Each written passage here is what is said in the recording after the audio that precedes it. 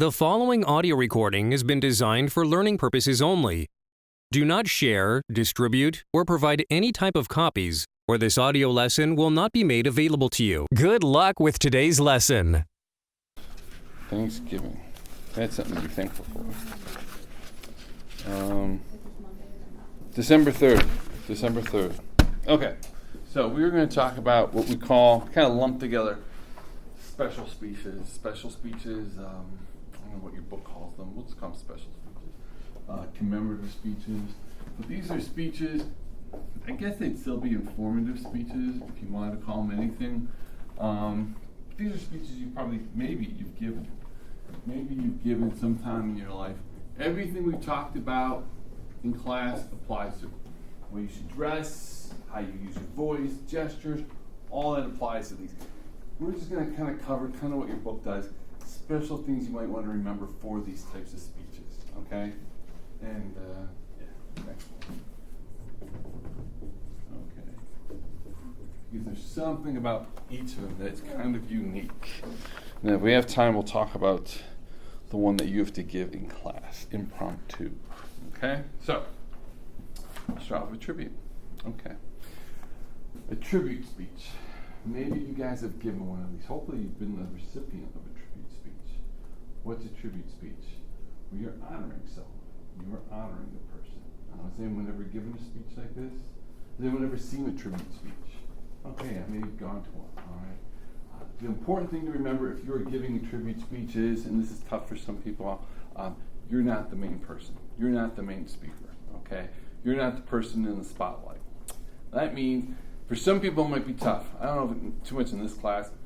This is one reason why we have the time limits. Okay, usually for a tribute speech, the person who's being honored, has the most of the amount of time to give a speech, to give his or her notes or remarks. So you're probably going to be told, keep it short. All right. So you're probably going to be told, give it just a few minutes. Okay. So keep it short. That's probably the number one thing you're going to be told. So for some people, that might be tough. Okay. Practice. You gotta practice. Okay? But here's a couple other things too. Okay, to remember. You praise a person, a place, or an event. Okay? It doesn't always have to be a person. It could be a special occasion or something like that. Whenever the president gives a speech on September 11th, okay, in New York City for 9/11, that's a tribute speech. You're honoring those who were killed on that day, okay? So that's a tribute speech, okay? Not any one particular person. Conveys respect, all right? And I'm going to have a little clause here. And this applies to all of them. The grammar. What is the grammar? I think we talked about in class, is it okay to use jokes? Is it okay to use humor in a speech? Yeah? Yeah, it probably is. But think about it. Let's say you're honoring someone who's employee of the month, employee of the year, okay? So that person, that's a big honor, okay, if it's a big company, employee of the year. So that person's family's probably there. Maybe his or her mother's there, all right? And their spouse is there. So you go up there and their boss is definitely there. So you're a coworker, you go up there, you say a few things. Oh my God, I don't know how so-and-so is getting this award. And you're joking around. I mean, we screw off so much time. We get most of our work done over at the Dunkin' Donuts or at the bar down the street. That's probably not the stuff you should probably be joking about, okay? Yeah, maybe it's true, maybe it's not, maybe you're just trying to be funny. That's more innocent. All right, jokes. All right, there are worse jokes. My thing with the grammar rule is don't say anything that could offend anyone in the audience, okay? Be careful using humor. This is where it gets most people in trouble, okay? You want to be funny, you want to be humorous, you want to add some levity to the event, because those events aren't usually serious. Sometimes, but not too serious. 9/11 one's pretty serious. But you don't want to make it too serious, so you add a few jokes, make it a little funny, a little humorous. Be careful with it. This is what gets people in trouble at events like this, because it isn't as serious usually at a work setting or such. So you want to be careful. Convey respect, convey honor, okay? You really want to be careful with that. So that's the whole thing with the grammar, okay? So really, no faults. no faults, be positive. And there was no other example I could find. Believe it or not, there was no other example I could find except politicians. So I'm not going to watch the whole thing. Trust me, I've never seen the whole thing with this because even I can't take it. But this is a Republican saying nice things about a Democrat. So I'm sure it was difficult for him. And it would have been likewise, just the opposite too. So if he can do it, anyone can do it. So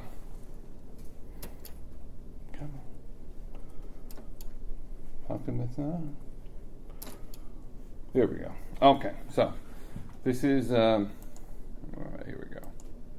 This guy, he's a Republican senator from Iowa, saying nice things about his counterpart, Democratic senator from Iowa, who's retiring. So, like I said, we're not going to listen to all this thing, but only nice things. Only nice things. What he's saying. Mr. President, Senator.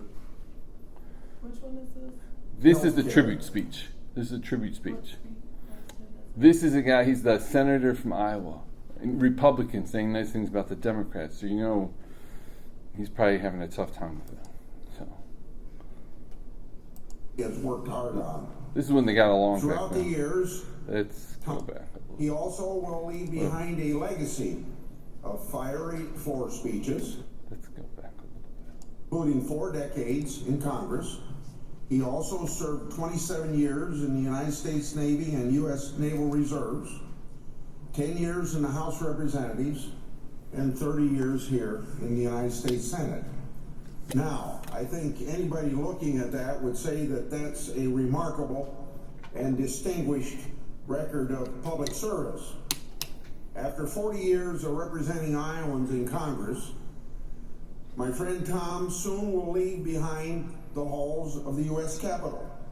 He also will leave behind a legacy of fiery floor speeches, passionately delivered on behalf of individuals with disabilities, also for Iowa farmers, also for the elderly, also for child laborers, and for many causes that he championed, such as early childhood education, nutrition and wellness, conservation, renewable energy, and the environment. And he goes on. Okay, so he's saying just nice things about this guy. That's what you do in a tribute speech. No rough humor, nothing like that. But that's a tribute speech. Now, presentation speech. What's a presentation speech? It could be an introduction speech like you guys have done, but we're going to focus more on you're giving an award. Okay, you're giving an award to someone. Okay, anyone ever give a speech like this? You're giving an award to someone. Okay, you know, again, same thing. You got to keep it short. You're not the guest of honor. Okay, so keep it short again. Okay, there's someone else coming on after you, so you've got to keep your remarks to a minimum. Okay, so that's a presentation speech. All right. What else? There's some simple things here too. All right. Give background of award. All right. Not a lot, but what's some background? When did it start? What's the reasoning behind it? Okay. Back to the Employee of the Year. Okay. Was it started simply to shut employees up? You probably shouldn't say that, but you know, what's the purpose? To improve morale, to do something, to note employees' special efforts for the year or something. But you want to give what's the background of it? Okay, without going into too much detail. Okay, so you want to give the background. Kind of like I always use the Academy Awards, but if you ever watch the Academy Awards, usually sometime during the night, that's when people usually go to the bathroom or get something to eat. They have these accounting-looking guys come out and they talk about everything like this is how we do it and everything like that, and maybe a little bit about the background. Okay, but just so people know everything's okay. This is actually to make sure everything's on the up and up. Criteria. What's the criteria? What do you have to do to win this award? Okay. I mean, you have to be related to the boss. I mean, otherwise we're going to go, maybe that's how you got the award. What's the criteria? What do you have to do to get the award? Again, you don't go into a lot of detail. You kind of just give the basics, okay? You just kind of give the basics on this, okay? give the criteria. What do you have to do? And then you give the achievement. Right? What did the person do? What did the person do to get the award? What did they accomplish? Okay? What did they accomplish? Here's the key thing, though, when we talk about the introduction speech. All right? Don't steal material. All right? If you're going to give a speech and you're going to be introducing someone who's getting an award, you should probably find out what are they going to say. Because if you give up stuff, that they're going to be talking about, if you take material that they're going to be saying, they're probably going to be just standing in the aisle thinking, oh my God, that's exactly what I was going to say. You're taking the material, they've got nothing to say. So you want to check with them and say, okay, I'm going to cover this, what are you going to cover? You want to just compare notes, okay? So don't steal the material. Make sure that you're not taking what they're going to cover, okay? And the same thing too. Careful with humor, okay? Careful with humor. There's not too much on this to go over. Pretty much self-explanatory. I couldn't find any good examples of this one, okay? So, but everything we've talked about before about speeches applies to these. These are just some certain things, certain rules you want to remember. Because probably in the future, if not now, before you've given one of these, okay? Acceptance speech. An acceptance speech. If someone's giving an award, someone's giving or getting an award. Okay? So, if you are getting an award, thank those giving award. Okay. Again, harkening back to the Academy Awards. What do they always say when they get an award? What do they always say? Every one of them.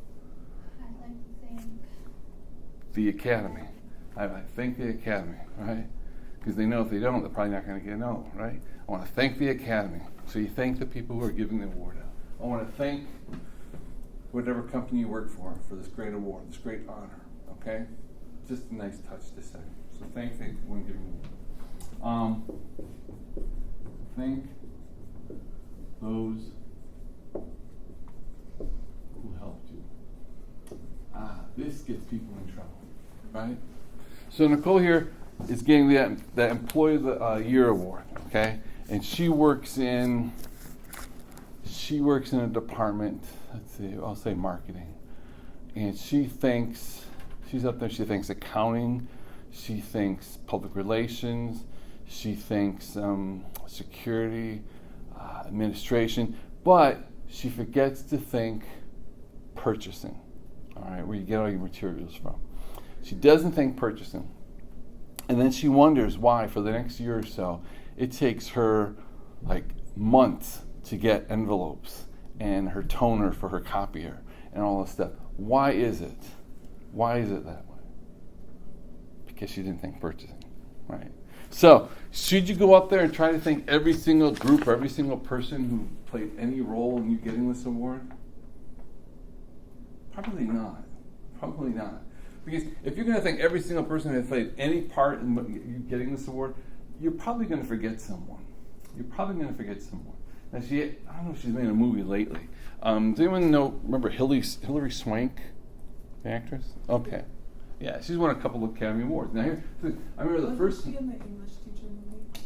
I don't remember that one. I remember she was in Boys Don't Cry or something. I remember that. And then she was one with Clint Eastwood movie. She played a boxer. I remember those two because those are the ones she won the award for. But the first time she won an award, she went up there, she thanked all these people, but she forgot to thank her husband. She did not thank her husband. I don't know if he didn't play a part maybe, but she forgot to thank her husband. I remember the day after the awards, everybody was, all these gossip people besides were saying, oh my God, there's trouble in her marriage. Oh my God, there's trouble, they're going to get divorced, this and this and this and this. So, she didn't thank her husband. So, the next time she won an award, she lightning struck twice, she won another Oscar. First person she thanked was her husband, but by then it was too late. They got divorced anyway. So it didn't help. Okay, I guess he held a grudge. So I don't know if that's why they got divorced. But so yeah, thank those who helped you. But what can you do? If you think you might miss someone, just a blanket statement. All right, I want to thank everyone who played a part. I mean, you might want to thank your spouse, your kids, your mother. Always thank your mom. And special people, okay? But if you can't thank everyone, I want to thank everyone who played a part. And then when you're off the stage, thank those people. Let's see. Oh. Don't exaggerate your gratitude. Don't go up there and say, this is the greatest day of my life. Okay? You're getting, employee of the month, and your spouse and kids are sitting in the front row thinking, oh, what the hell are we? Chopped liver? I mean, it's like nothing. You don't say this is the greatest thing, and it's, come on, really? The greatest thing? Okay, so don't exaggerate it. And still, be short. Be quick. Okay? Be quick. Nobody really wants, even, you're getting an award. That's why, even, again, with the Oscars, that's why they play the music. The orchestra starts up. Even though you've won the award, nobody wants to hear you. So the music starts up, the commercials come on, the models come out and drag you off. It's like, come on, get going. So, let's look at, how many of you know of Jackie Robinson? First African American to play in professional baseball. Classic. Now, this is a classic acceptance speech. All right, and he's inducted into the Hall of Fame. Classic. Now, there's no video. We just have the sound. That's Jackie Robinson. But the classic speech. Perfect thank you speech. Thank you very much, Mr. Frick. First, let me say how much of a thrill it is to be coming into the Hall of Fame with Bob Feller, Mr. McKechnie, and Mr. Rouse. I want to also let you know that I feel quite inadequate here this afternoon, or this morning, but I think a lot of this has been eliminated because today it seems that everything is complete. First of all, I want you to know that this honor that was brought upon me here could not have happened without the great work and the advice and guidance that I've had from three of the most wonderful people that I know. And if either of them weren't here today, I know that this day could not be complete. But they're all here, and I just hope you don't mind if I just pay a word of thanks and a tribute to my advisor and a wonderful friend, a man who I considered a father, Mr. Branch Rickey. Now, if you know the background, he pretty much had to thank that guy. And my mother, who taught me so much of the important things early in life, I appreciate no end. My mother, Mrs. Robinson,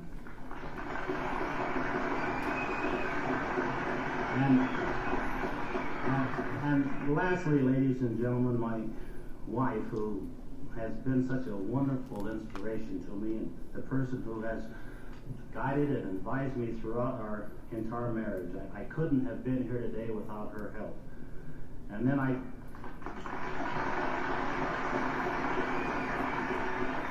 in sitting down, I must thank the baseball writers. I never thought at all that I would have this wonderful honor coming to me. Thank the people giving the award.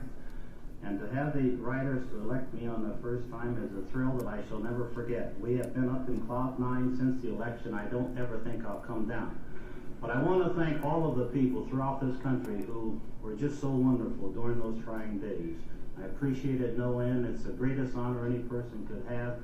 And I only hope that I'll be able to live up to this tremendously fine honor. It's something that I think those of us who are fortunate again must use in order to help others, because it's such a tremendous honor that we should be able to go out and do things to help. I'm just grateful. I'm sorry it's taken so long, but I just wanted you to know I appreciate it so much. Thank you. He apologizes for going on so long. Speeches now at the Hall of Fame go on for like 45 minutes to an hour. Okay, another speech, more that you've probably seen, okay. Denzel Washington, I don't know what movie this is, but pretty much follows the classics that we talked about. Two birds with one night, huh? Oh, God is good. God is great. God is great. From the bottom of my heart, I thank you all. 40 years I've been chasing Sydney. They finally give it to me. What they do? They give it to him the same night.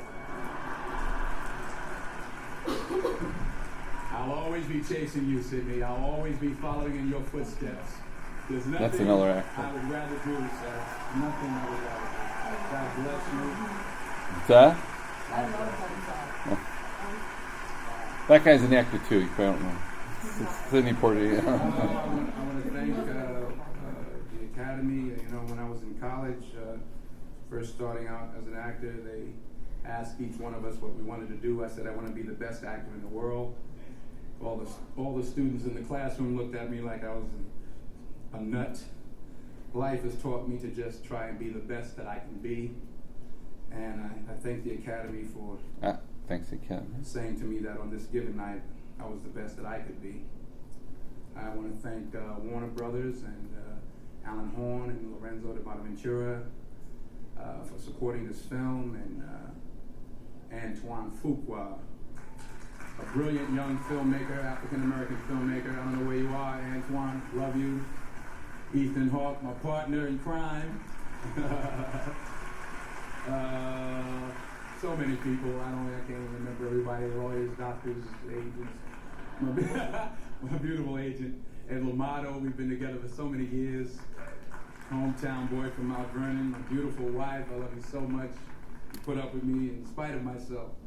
And my beautiful children at home. I told you if I lost tonight, I would come home and we'd celebrate, and if I won tonight, I would come home and we'd celebrate. Well, I'm coming home, we're celebrating. God bless you all. Okay. Yeah, he broke one rule. He thanked a lot of people. Trust me, the next morning someone's going to call and say, how come you didn't thank me? Okay, but still, pretty good, all right? All right, now the last one. Before we get into the last one, I want to pass out to see what you guys think. The last one's the biggie. I apologize for the small type. It was printed. So,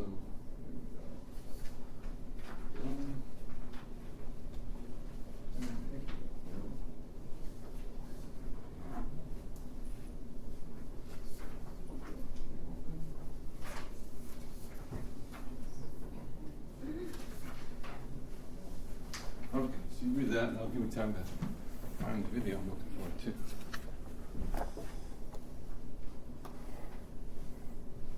Did I just skip you? Sorry. You know, I'm used to giving you 2 to 3.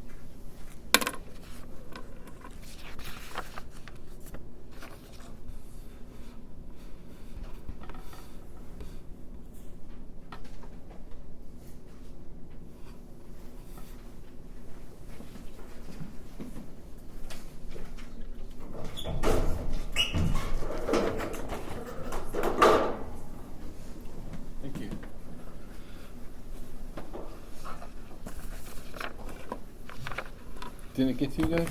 Oh, usually it's the middle that gets forgotten.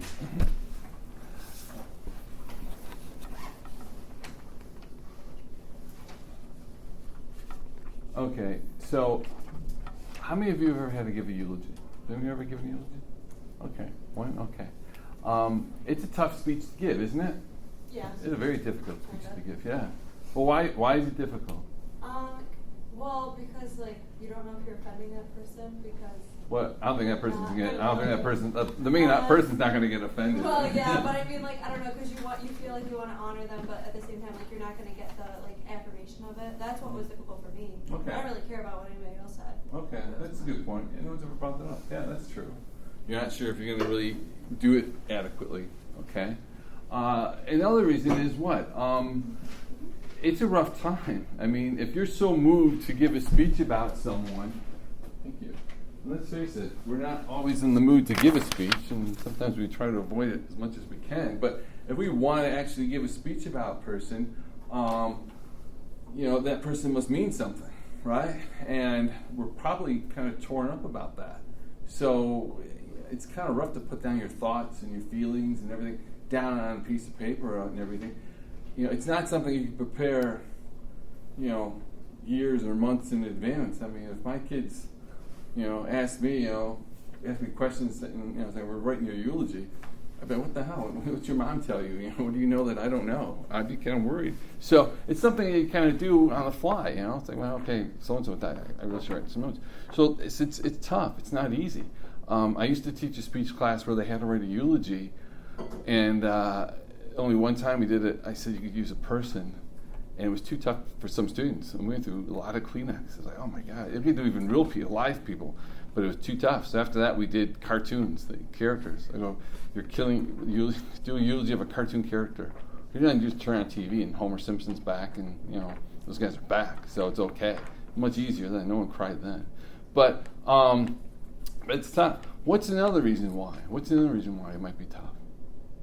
Again, think of, you don't have a lot of time, right? So it's just the fact that you have to prepare. If you're one of the people in charge of the funeral, you got to make phone calls, you got to do this, arrangements, such. So you don't have a lot of time to do it. All right, you don't have a lot of time. When my father passed away, my sisters looked at that. Time you're a speechwriter, you've got to give the eulogy and everything. You're the son, you give the eulogy. And I was like, I can't give the eulogy. I'm too emotional and everything. So I wrote it. I was at 4 a.m. writing it. But I couldn't give it, so my wife had to read it. I can't go up there. I'll break down. Is it okay to cry during a speech? This is as appropriate time as ever. Is it okay to cry? Is it okay to cry during a eulogy? No? You say no? I don't think so. It's not that really hard not to inevitable. cry. It's inevitable, but I think that you should try to wait till the end, because then it's just you're waiting there. Everyone's waiting for you to keep talking, but you're crying. If you can control it, it might be tough to say, okay, I'm going to cry. It sucks when you cry. Like, I don't know. Obviously, if you do, you're gonna, but. Exactly. Okay. I think you can cry, but like to the point where you can still talk. Yeah. Like if it's not like if it's just tears. Yeah. Oh yeah, tears are fine. But if you're like, Boy, if you can control your tears like that, you just go into Hollywood, man. That's pretty good acting. I've heard even actors saying they can't control it. But if you can control it. Brendan, you can say something? No. No? Okay, yeah. I mean, it's tough. I've had students who said that they regretted never giving a eulogy. When someone close to them died, they said, I wish I had given a eulogy. And that's one reason why I cover it, because some students say, I wish I had. I really, really wish I had. Some have said, I wish I didn't because of that. And they said they got so broken up trying to give it, they couldn't make it through. People had to go up there and help them off. That if you think you're going to get to that point, you probably shouldn't give it. Maybe have someone else go up there and give it, okay? But a eulogy is difficult. A eulogy is very, very difficult sometimes. If you think you really want to express your feelings, I'd write it and maybe have someone else go up there and give it. Maybe someone who didn't like the person. Oh, you go up there and say that, okay? So, but yeah, it's a difficult speech. It's a difficult speech. Okay, so what are some things you want to remember? Focus on the person's meaning to you, all right? And others, all right? It's not a biographical sketch. What do I mean by that? You're going to go up there and you're going to say, this is what Grandma meant to me. This is how she helped me. This is how she influenced me. This is what she did for others. This is how she helped the community. This is how she... You're not going to go up there and say, okay, well, Grandma was born in 1940 in Sheboygan, Michigan. She went to Sheboygan High School, went to Michigan State, graduated this year. She married Grandpa this year. She worked at this company. That's not what you want to do. That's not what a eulogy is about. Because first of all, most of the people who are there probably know that information. Okay? If they don't, well, maybe they can find it out easily. You're only going to say what this person means to you. You're not going to be a walking encyclopedia and say all that information. Okay? You want to make it a little more personal. That's what makes it tough. If you just go up there and spill all this biographical crap, it's not that tough. You want to know what this person meant to you. Okay, so that's just biographical. What else do I want to say? Same thing. All right, careful with humor. All right, that article. That's why I pass out. Careful with humor. Let me ask you: is it okay to be funny in a eulogy? It depends on who you're giving the eulogy. Sure, it depends on who you're talking about. But remember too, I mean, the funerals they say are for the living, right? So, yeah, that person might appreciate it, and you want to take that into consideration. And if the person who passed away was just a card that's always joking, it kind of be appropriate. But yeah, for the audience too. When would it be? So you're saying, I saw a couple of you nod your head, say, yeah, it's okay. When would it not be appropriate? If the audience is what? If they're crying, maybe if they're really emotional, it's probably not a good time to. I got a real rip snort for you, a real joke for you to make you happy. Well, maybe not. So that's a good point. If they're really, really upset, maybe there are certain times, certain funerals where it's not appropriate. Okay, for sure. Okay, maybe if it's a young person, maybe not appropriate. Okay, but humor sometimes is okay. And careful with the kind of humor, the grandma rule. Okay. If you're talking about, oh my God, the time we went to Windsor, we were under 21, we got, wasted, we got arrested, it was so funny. It's oh my God, the fat mother movie thing, I never heard that, oh my gosh. There's some stories, you want to tell at the wake, after the funeral, at the bar. That's a little more appropriate for that, okay? Talk about the time you went camping and you scared everyone with particularly a bear, cutesy stories. That's more appropriate, probably, maybe for a funeral, okay? But yeah, it depends on the audience, probably. Even for this speech, depends on the audience. Okay. One question that people have asked me: how long should it be? We're going to watch a couple that are probably just the right one, maybe 5 to 10 minutes, no more. And that's just there's nothing written in stone. You would know how long one is. I went to one where the guy was up there for more than a half hour. I was like, oh, you're killing all of us now. It's like. That was bad. But anyway, but it was long. It was very, very long. It's like, man, that's a long one. Now, we're going to watch a couple. All right, so now a little trivia. Who can tell me what is the most, considering what we just talked about, what was the most watched and listened to speech of all time in human history? The one from the football movie with Denzel Washington. What's that? Is it? The Remember the Titans speech. No. This is an actual speech. This is an actual speech. Gettysburg Address. No, we didn't have videos or radios or anything there. No. You're close though. Oh, is it a eulogy? Yeah, it's a eulogy. Yeah, see what we're talking about, eulogy. This is before your time though. Princess Diana. Princess Diana. When her brother gave a eulogy, more than 1 billion people heard this speech, either on TV or radio. And it's a very good eulogy. It's considered one a classic. Now, he does break a couple of rules, okay? I'll point them out to you. Now, this is the only version I could find. His voice changes in the middle. It kind of hits puberty late. So I apologize for that. But it's around 8 minutes long. So, but there's no humor in it. But it's very beautifully written. He gets a little choked up at the end for as much as a British guy can. Go, Spencer. I stand before you today, the representative of a family in grief, in a country in mourning, before a world in shock. We're all united, not only in our desire to pay our respects to Diana, but rather in our need to do so. For such was her extraordinary appeal, that the tens of millions of people taking part in this service all over the world, via television and radio, who never actually met her, feel that they too lost someone close to them in the early hours of Sunday morning. It is a more remarkable tribute to Diana than I can ever hope to offer her today. Diana was the very essence of compassion, of duty, of style, of beauty.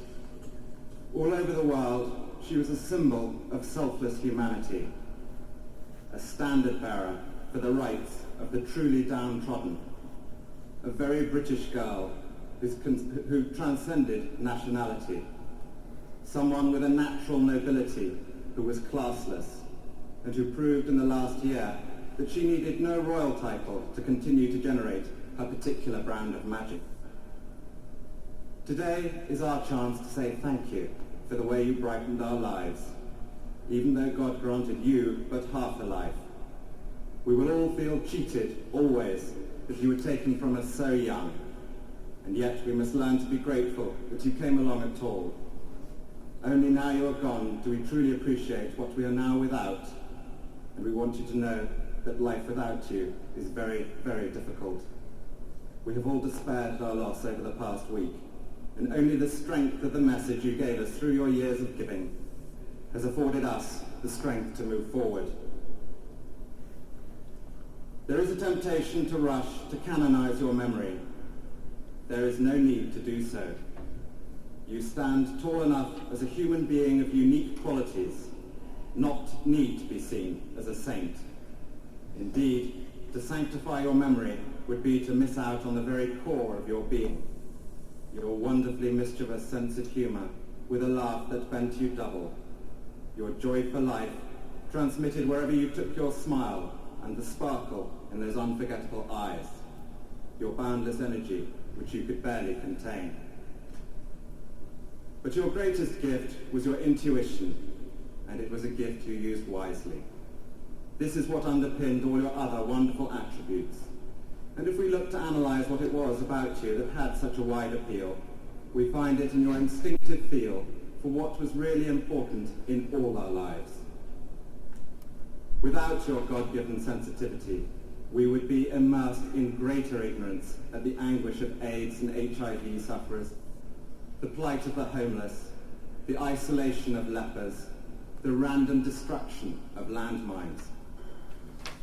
Diana explained to me once that it was her innermost feelings of suffering that here made he it kind of breaks a possible rule. for her to connect with her constituency of the rejected. And here we come to another truth about her. For all the status, the glamour, the applause, Diana remained throughout a very insecure person at heart, almost childlike in her desire to do good for others, so she could release herself from deep feelings of unworthiness, of which her eating disorders were merely a symptom. You typically don't bring up a person's shortcomings in a eulogy. She did have eating disorders that had come out right prior, just a little bit before she passed away. You typically don't do that, especially if a person's illness was a result of their death. Because like if a person died of an overdose or something, you don't unless they overcame them or something like that. It's a mark of their character. Okay, if you want to do it in that way. But typically, you don't bring it up like that. She felt very unworthy at times. Well, okay, you don't want to do it like that. One of the flaws. He has another one at the end, but overall, a great eulogy. And Well she written. cherished her for her vulnerability, whilst admiring her for her honesty. The last time I saw Diana was May the 1st, her birthday in London, when typically she was not taking time to celebrate a special day with friends, but was guest of honour at a fundraising charity All right, evening. here's his voice change. She sparked, of course, It goes back. but I would rather cherish the days I spent with her in March, when she came to visit me and my children in South Africa. I am proud of the fact that a park was on public display meeting President Mandela, we managed to contrive to stop the ever-present paparazzi from getting a single picture of her. That meant a lot to her. These were days I will always treasure. It was as if we'd been transported back to our childhood, when we spent such an enormous amount of time together, the two youngest in the family. Fundamentally, she hadn't changed at all from the big sister who mothered me as a baby, fought with me at school, and endured those long train journeys between our parents' homes with me at weekends. It is a tribute to her level-headedness and strength that despite the most bizarre life imaginable after her childhood, she remained intact, true to herself. There is no doubt that she was looking for a new direction in her life at this time. She talked endlessly of getting away from England, mainly because of the treatment that she received at the hands of the newspapers. Now here's the second thing. I don't think she ever understood why her genuinely good intentions were sneered at by the media, why there appeared to be a permanent quest on their behalf to bring her down. It is baffling. My own and only explanation is that genuine goodness is threatening to those at the opposite end of the moral spectrum. Basically called media pure It's a evil. point to remember that of all the ironies about Diana, perhaps the greatest was this. A girl given the name of the ancient goddess of hunting was, in the end, the most hunted person of the modern age. She would want us today to pledge ourselves to protecting her beloved boys, William and Harry, from a similar fate. And I do this here, Diana, on your behalf. Here he kind of slams We the will royal not family. allow them to suffer the anguish that used regularly to drive you to tearful despair. And beyond that, on behalf of your mother and sisters, I pledge that we, your blood family, will do all we can to continue the imaginative and loving way in which you are steering these two exceptional young men, so that their souls are not simply immersed by duty and tradition, but can sing openly as you planned. We fully respect the heritage into which they have both been born, and will always respect and encourage them in their royal role. But we, like you, recognize the need for them to experience as many different aspects of life as possible, to arm them spiritually and emotionally for the years ahead. I know you would have expected nothing less from us. William and Harry, we all care desperately for you today. We're all chewed up with sadness at the loss of a woman who wasn't even our mother. How great your suffering is, we cannot even imagine. I would like to end by thanking God for the small mercies he's shown us at this dreadful time, for taking Diana to her most beautiful and radiant, and when she had joy in her private life. Above all, we give thanks for the life of a woman I'm so proud to be able to call my sister, the unique, the complex, the extraordinary and irreplaceable Diana, whose beauty, both internal and external, will never be extinguished from our minds. Okay. So, yeah, at the end, he kind of slams the royal family, says, we're going to, make sure the boys come out okay. You can be the judge of that. A very good eulogy, kind of breaks a couple rules here. Now, we're going to watch a real short one. We're going to listen to it, really. There's no video of it. Bill Clinton giving a eulogy of Ed Bradley. Ed Bradley was a news correspondent in 60 Minutes who passed away a while ago. I actually had a student who was at this. Ed Bradley was her cousin, and she was at the funeral in New York.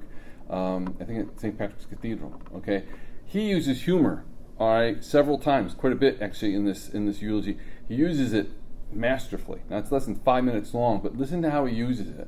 Now, I like his voice anyway, but he uses it great. Okay, so not in a mean-spirited or bad way. Participant in this program for two reasons. One is it's the only way I could catch Bradley unprepared. And the second is Charlene thought it only fair that some representative of the class that he persecuted so relentlessly should speak.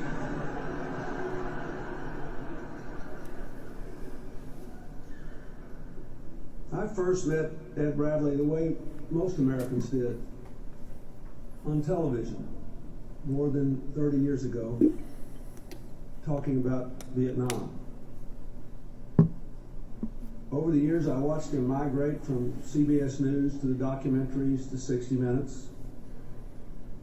I watched his hair migrate from gray to black,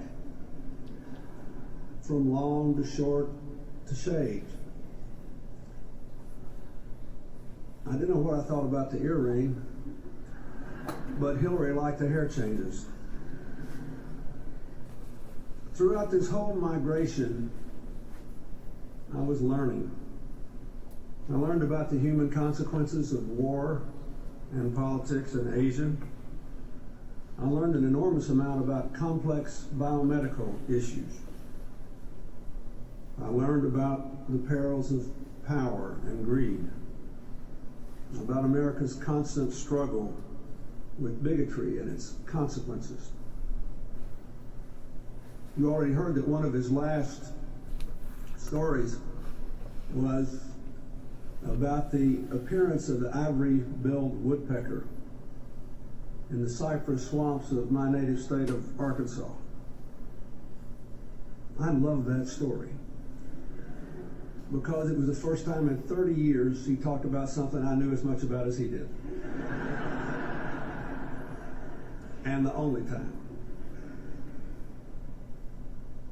Ed Bradley was a brilliant, insatiably curious traveler on a relentless lifetime quest to get to the bottom of things. He was like the great jazz musicians he so admired. He always played in the key of reason. His songs were full of the notes of facts. But he knew that to make the most of the music, you have to improvise. We'll never forget what his solos were. The disarming smile, the disconcerting stare,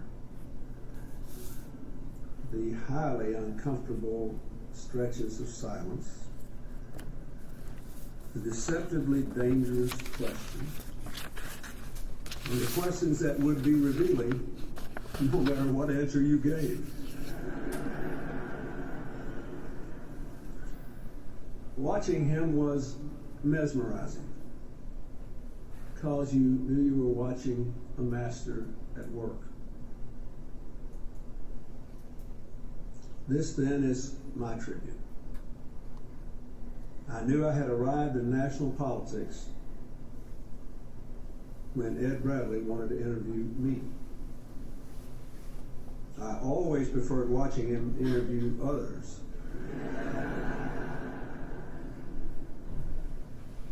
The best thing about my brief stint on 60 Minutes, these little 1-minute commentaries with Bob Dole, was it was the only time in my entire public life I felt protected from Ed Bradley. On the one occasion when I thought he got a story wrong, I never once believed he wasn't looking for the truth, or that he believed bad facts or unwarranted inferences were justified because he was making some larger point. He was, after all, a jazz master. He improvised, but he honored the music. I liked him. I admired him. I miss him. And we'll never forget the music he made in all our lives. Okay. Well-written speech. And I hate to say, I think, it's in your article that talks about how as, America becomes more secular, that is, fewer people becoming religious and going to church, mosque, synagogue, whatever, as the minister looks down at the person saying, I don't know this person, I don't recognize this person. I read another article too that affirmed that more and more friends and families, it's falling on them to do the reading and talk about the person. So even though one person in here has given a eulogy, chances are most of you will have to give a eulogy someday. So, what's that? What's that? It's not an easy thing to do. So anyway, okay, I can't find an eraser. That kind of sucks. So I'm here. Okay, so you're a speech. The last one, and this one you have to take notes on. I hope you took notes on all. Chances are there's going to be something about that on the final. Remember, again, it's a bad time to tell you, to remind you of this, but yeah, you can use your notes for your final. So anyway, the impromptu speech. The impromptu. Remember we talked about memorizing a speech, which you should never do. Extemporaneous. That's what you guys have been doing, using notes to give a speech. That's the best. The other one was manuscript, where you read the speech word for word. Don't do that. The last one is impromptu speech. What's an impromptu speech? Yeah. So it gives you a topic and you just go. It's it could be like that. Sometimes you're not even given a topic. Sometimes you're not even given a topic. Sometimes you just, you go to an event and like, okay, come on up here and say a few words. And you just went for the donuts, okay? It's like, I'm not ready for that. And you got to come up there. You're unprepared. I'm going to give you a treat. I'm going to be nice to you. I'm going to give you guys a few minutes to think about what you're going to say. Yeah, and I'm even going to give you a topic, all right? Sometimes you're not even given a topic. Sometimes you have not even a moment. You got to go up there and talk. Stand up and talk, okay? But that's the thing about impromptu speech. No notes, no time, no nothing, no chance, okay? You got to give a speech, okay? Now you might think seemingly there's nothing you can do about that. Now you have no homework for that one. You have no homework for that one, no outline, no nothing, okay? You do have an outline for your instructional, but impromptu speech, which is your last speech, there's no homework for, okay? But there are some things you can do for an impromptu speech. There are some things you might be able to do, not always, but to make it for a better speech, okay? What are some things you can do for an impromptu speech? Well, one, write it out. Now that's only if you've got a few minutes. That's only if you've got a few minutes. If you're told, okay, Brendan, come on up here or stand up and say something, you don't have any time, all right? But if you're fortunate and you're given a few minutes to prepare for your impromptu speech, you're going to write some notes out. I'm going to give you that opportunity, okay? Why should you write it out? Even if you can't bring your notes up, you're not going to be able to bring your notes up. You're not going to be able to. But why should you still write notes down? Okay, Con. It helps you collect your thoughts. Yeah, it helps you collect your thoughts. And like I said earlier in the semester, just writing down, the act of writing down something helps you to remember, okay?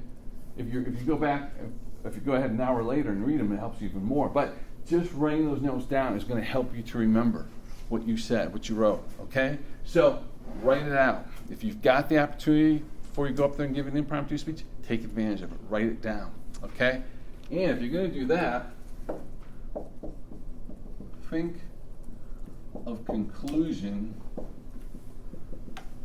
first. Think of conclusion first. I've always told you, write the introduction, or no, actually the body first, and then the intro and the conclusion. Why? Why for the impromptu speech should you do the conclusion first? Why do you think this is different for all other speeches? So you end strong? Kinda, but even a more, I don't want to say subtle reason, but yeah. So you don't just end up saying that's it. Well, that too, but. So you can decide what point you really want to get across? You guys are all kind of dancing around it, but so you know how to shut up. So you know when to shut up. Because think about it. This Thanksgiving, you're all going to sit next to the aunt or uncle who knows how to make a good 5-minute story last 25 minutes long, right? And just ruin it. Okay, kind of like a good speech instructor, all right? They don't know how to end the story. They just go on and on and on. Say, okay, we get it. Shut up now, okay? That's what you want to make sure you don't do when you give an impromptu speech, all right? Because we've all heard an impromptu speech where the person's made their point, but then they keep going and going and going and going, and maybe they keep making the same point over and over again, but they reword it, okay? You don't want to do that. If you've got that conclusion already in your mind, you know how to bring that curtain down. And that's the big reason why so many people go overboard, all right? You got a couple minutes to do an impromptu speech, and they go on and on and on until people think, okay, shut up, take her off the stage, have her sit down, all right? You don't know how to bring that curtain down. So if you've got a conclusion in mind, all right, you can wing an intro and everything else, but if you got that conclusion, okay, I've made my point, you're telling yourself, boom, I'll say that, I'm done, all right? So have a conclusion kind of in mind so you know, okay, now I'm going to sit down, now I'm going to shut up. That's important, all right? Tell that aunt and uncle that too. All right. P. Piggyback. What's piggyback? Piggyback. Oh. I was going to say, Oh, that was a question. just direct. Oh, yeah. How long is our impromptu speech going to be? I'm guessing a minute and a half, 2 minutes. Okay. What is piggybacking? You have a question? You stretching? No, I was going to answer it. You said what's piggybacking? Oh yeah, what's piggybacking? It's like when you like have one topic and then it's like the subtopic that like transitions into something that's sort of related but not exactly. Oh yeah, close. Yeah, kind of like that. It's a transition. Yeah, and you guys probably won't be able to do it because you need. We're going to have 10 topics on that day of the impromptu speech. How I'm going to do it is this: we're going to have 10 topics. I'm going to have you guys count off by 10, and whatever number you have, that's your topic. All right. No trade? No trading. No trading. All the topics suck. They're all bad. None of them are good. None of them are hard. Okay. They're all really bad. Okay, but none of them are hard. Okay, but piggybacking is kind of like that. The transition. What you do is, if you've got a topic, and let's say Veronica is talking about a particular topic, and then I've got to talk about that same topic right after her. She gave an impromptu speech. Piggybacking is when I agree with what she's saying. So why should I stand up here any longer than I have to if I agree with what she said? So I'm going to piggyback off what she said. Well, similar to what Veronica said, all right? Well, what does that do? Well, one, that means I don't have to be there as long because she's already said what I was going to say. And two, remember the repeat thing? So people remember? It forces the audience to think, okay, what did she say? Yeah, that's right, okay. So piggyback whenever you can. Now, we've got such a small class that I don't know if we're going to have 10 people that day. Probably doubtful. So, but whenever you can, piggyback. Take advantage of what someone else said. All right? Do that by all means. Don't fake it. Don't fake the knowledge.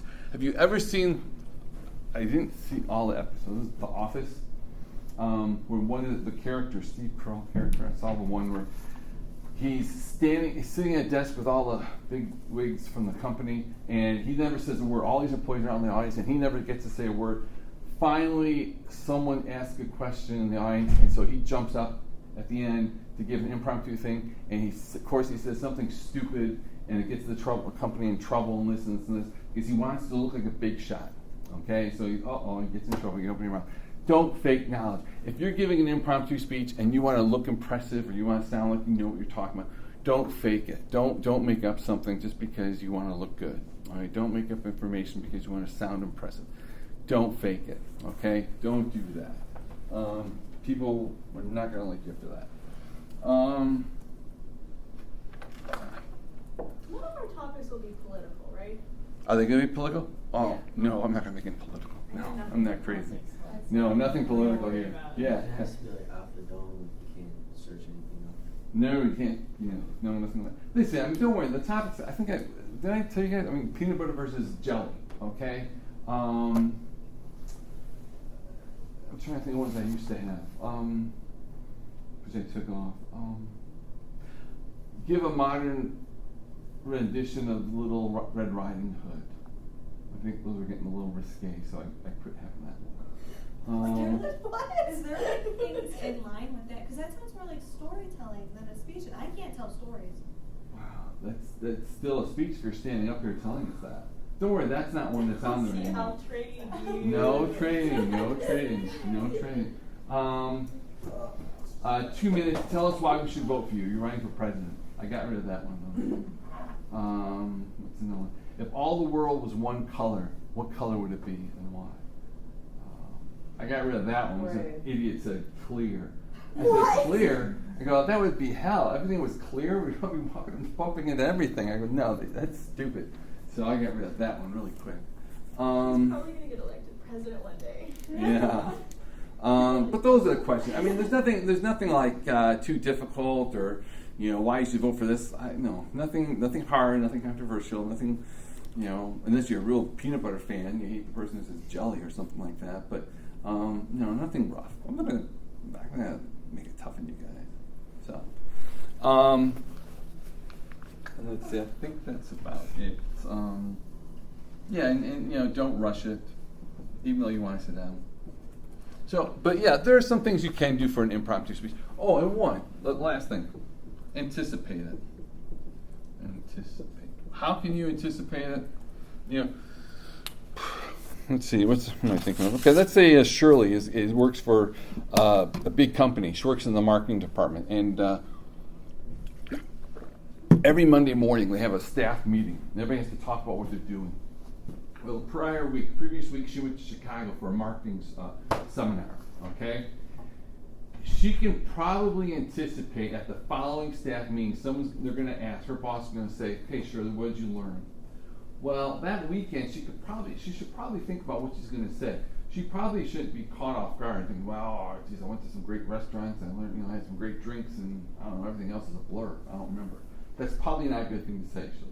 She's probably going to say, well, I learned this and this and this. And she can anticipate it. So, if you're going to a community event and you keep on shouting out, things or remarks and ripping into people, someone's going to say, all right, smart guy, stand up and say something what you want to say.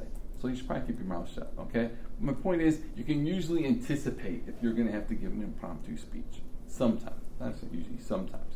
So, these are some things you can do for an impromptu speech, all right? There's not a lot you can do. All right, but I'm going to give you an advantage, right? You can write it out. You can think of a conclusion. You're going to have a few minutes to think about what you can say. Okay? Okay.